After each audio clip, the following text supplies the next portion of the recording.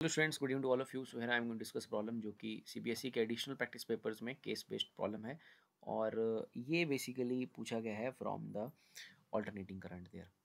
सो यहाँ पर क्वेश्चन कुछ इस तरह से है। Inductor of inductance L is connected to AC source, voltage देके रखा है। The graph below represent variation of XL of the inductor with the frequency of the alternating source there. तो पहले क्वेश्चन की तरफ चलते हैं। What is the self inductance of the inductor? तो सेल्फ इंडक्टेंस हमसे पूछा जा रहा है स्टूडेंट्स, एक्सएल का ग्राफ हमने देके रखा है। As we know that XL is equal to basically 2 pi और फ्रीक्वेंसी इंटू एल, और we can write it as XL is equal to omega L. तो ओमेगा की जगह हम लिख सकते हैं 2 पाई इंटू फ्रीक्वेंसी, और हमसे एल पूछा जा रहा है। सो एल का जो वैल्यू है वो बन जाएगा XL upon 2 pi multiplied by frequency. So XL की वैल्यू ग्राफ से हम ले सकते हैं, like XL is 20 when this frequency is 100। So XL की जगह मैं लिख लेता हूँ 20 एंड इट इज़ 2 पाई, पाई की जगह आ जाएगा 3.14 एंड फ्रीक्वेंसी की जगह हम लिखेंगे 100 हर्ट्स। सो एसआई सिस्टम में सब दे के रखा है। तो यहाँ से हम एल की वैल्यू को स्टूडेंट सॉल्व कर सकते हैं। हम just writing the result there कि आंसर क्या आएगा। आंसर आएगा आपके पास 0.032 henry. So that is the inductance. XL की वैल्यू में एल की वैल्यू में यहाँ से इस तरह से फाइंड आउट कर सकते हैं 0.032 henry from the given graph. आगे चलते हैं दूसरे क्वेश्चन की तरफ। If the AC source is replaced by a battery such that V is equal to 100 volt, then what is the inductive reactance of the inductor? देखिए, inductive reactance means XL. XL is basically omega L, और we can write it as 2 pi frequency into L. So अब हमने क्या किया है कि AC source की जगह एक डीसी सोर्स लगा दिया, मींस एक बैटरी लगा दिया है। We know that friend for a battery और for a DC source the frequency is basically equal to 0। So ये चीज़ जो है यहाँ पर 0 हो जाएगा, तो एक्सएल का वैल्यू अपने पास आ जाएगा 0। So if we replace that AC source with a battery, then we can say that XL becomes equal to, और XL जो है अपने पास वो 0 हो जाएगा। XL is equal to 0। आगे चलते हैं तीसरे क्वेश्चन की तरफ। When the frequency is 50 hertz, what is the average power dissipated by the inductor over a complete cycle? So students, जो पावर का जो एक्सप्रेशन है, पावर का एक्सप्रेशन है EV/IV cos phi, that is the expression for average power, or we can say that power there. EV/IV means RMS value, or we can say that virtual value. So but here only we have a inductor. If we have an inductor there, as we know that only for the circuit in which we only have an inductor, in that case phi is equal to 90 degree. Phase difference is basically 90 degree between the voltage and the current. So cos 90 is 0.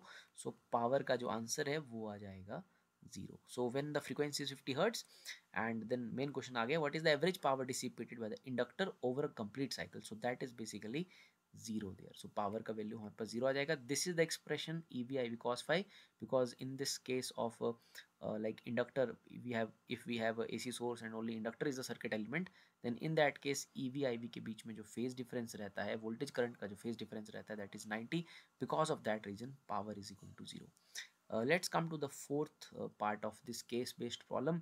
Inductor is connected in series with a resistance of 15 ohm and a capacitor of 5 microfarad.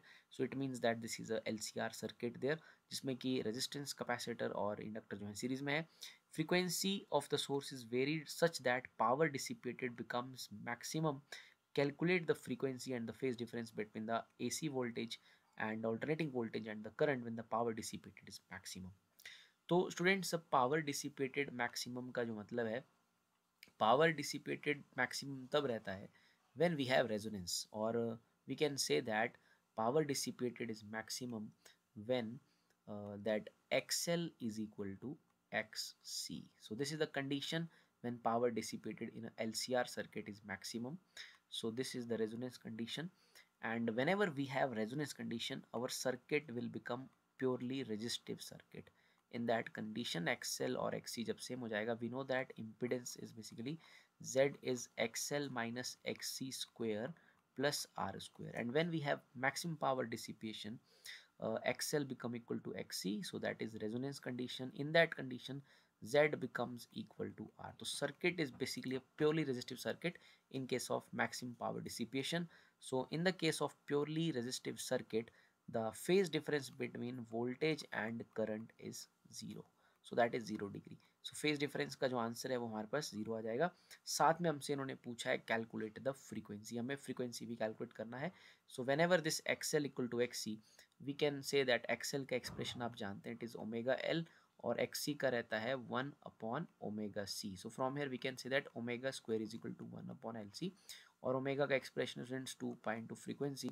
So like we can say that इस तरह से हम लिख सकते हैं, sorry मैं यहाँ लिख लेता हूँ इसे. So omega is equal to 1/√LC, और ओमेगा का है 2 पाई इंटू फ्रीक्वेंसी, तो फ्रीक्वेंसी हमसे पूछा जा रहा है, सो इट इज़ 1/2 पाई√LC. So that is the expression for frequency. ये हम निकाल लेंगे इस एक्सप्रेशन की मदद से.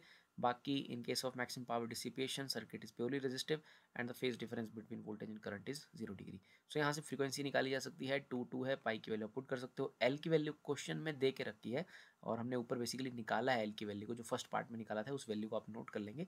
वो वैल्यू आपके पास आया था फर्स्ट पार्ट में 0.032, उसका आप यूज़ करेंगे यहाँ पर एल की जगह पर. और कैपेसिटेंस देके रखा है कैपेसिटर का 5 माइक्रोफेरेड, इसको आप लेंगे 5 इंटू 10⁻⁻6 देयर. सो इसको पूरा सॉल्व करने के बाद I will just put the answer there.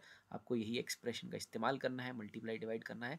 आपके पास जो आंसर आएगा फ्रीक्वेंसी का वो आएगा 398 हर्ट्स, अप्रॉक्सीमेटली 398 हर्ट्स के आसपास आंसर आएगा, जो आंसर की में भी दिया गया है. So this is the case based question that is from the practice paper. So इस तरह का प्रॉब्लम आपको फाइनल पेपर में मिल सकता है. Thank you.